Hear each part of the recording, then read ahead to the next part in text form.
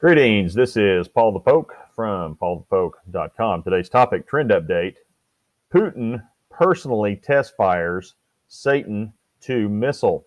We are October 27, 2017. And today, President Vladimir Putin himself was involved in Russia's most recent military exercise. And this is a quote from Putin's spokesman.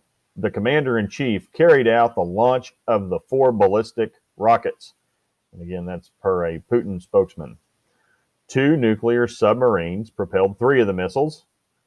The 4th missile was fired from Plesetsk, and that's the Plesetsk Cosmodrome. That's where the cursor is located. Now, they had some submarines up here in the sea, and then over here north of Japan as well, in the east of Russia, and in the northwest of Russia is where the nuclear submarines were located. Per the Russian Defense Ministry, all training targets were successfully hit. And if you're interested, results are available on YouTube, and that's per the Russian Defense Ministry. Also, there is a link provided, yahoo.com, Vladimir Putin launches 4 ballistic. In a particular note was the intercontinental ballistic missile launched from the Plesetsk Cosmodrome. And this was the R-28 Sarmat missile, nuclear missile. It's also known as the Satan II missile. Russia claims the Satan II missile can carry 12 nuclear warheads. It can travel at least 3,600 miles. And the Defense Ministry states the Satan II missile can destroy entire countries the size of Great Britain and Texas. The ICBM can deliver 40 megatons of nuclear explosives, and that would be 2,000 times stronger than the atomic bombs released on Hiroshima and Nagasaki during World War II. Cruise missiles were displayed as part of the drill from Russian bombers as well. And I have a link provided from daily.co.uk. Russia test fires huge Satan II nuclear missile. And there's all kinds of pictures and graphs. Pretty good stuff from that article. Now, the scripture reference is out of Ezekiel 38 and 39. The prophet Ezekiel calls the leader of Magog by the name Gog. Reference Ezekiel 38 verse 2, Son of man, set your face toward Gog of the land of Magog. Now, a Russian news source identifies Scythians as Siberian Russians.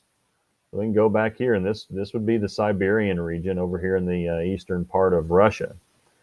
And ancient historians consistently equate Scythians with Magog. So you got modern day Russia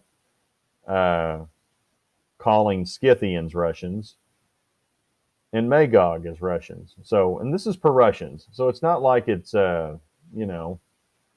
crazy Americans sitting over here in the United States trying to conjecture up that this is actually Russia. I mean, Russia claims to be Scythians and Magogians. So that's their heritage. Links are provided from SputnikNews.com, Scythians Nomadic Tribes Exposition. And also there's an article I'd written on God in a Nutshell, who is Magog. So you can check out both those posts as well. You know, both Russians claiming Scythians, Magogians, Russians, etc. And then also ancient historians making the same claim. So, the question gets to be, is Vladimir Putin the leader Gog? Now, that remains to be seen. Now, the news item of note is the personal involvement of President Putin. And that's what, he was involved in the launching of the missiles. This aspect of Putin's character is consistent with Ezekiel's Gog. And Gog will decide to get personally involved in the future invasion of Israel per the text in Ezekiel. This is a bad decision on Gog's part, whoever that may be. In Israel, Gog will meet his demise, and in Israel, Gog will be buried. His cemetery will be a memorial. And we get that information from Ezekiel 39, verse 11. On that day, I will give Gog a place for burial in Israel, the valley of the travelers east of the sea. It will block the travelers, for their Gog and all his multitude will be buried. It will be called the Valley of Hamon Gog. Now, that sea would be, as most scholars would believe and commentators believe, that it's the Dead Sea. And here's the valley just east of the Dead Sea in what is modern day Jordan. I mean, you can see it from a satellite. It's a big valley. So this valley is reported to be the future burial ground of a whole lot of Russians and one leader named Gog. Now, currently, as you can tell, this is the country of Jordan.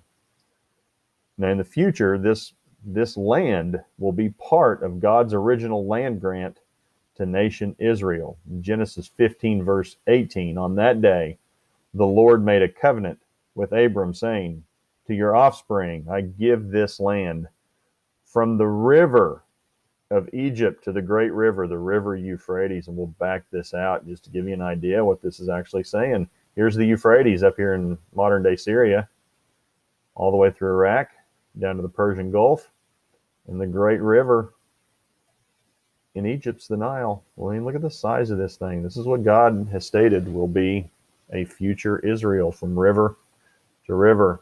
And also, we got some major geographical changes coming, through the 7-year tribulation. Lots of volcanic, seismic activity, earthquake activity, etc. So I'm sure that plays a role in it. It may not look as it does today, but at any rate, just something to think about, something to chew on. If you're interested, please feel free to check out paulthepoke.com.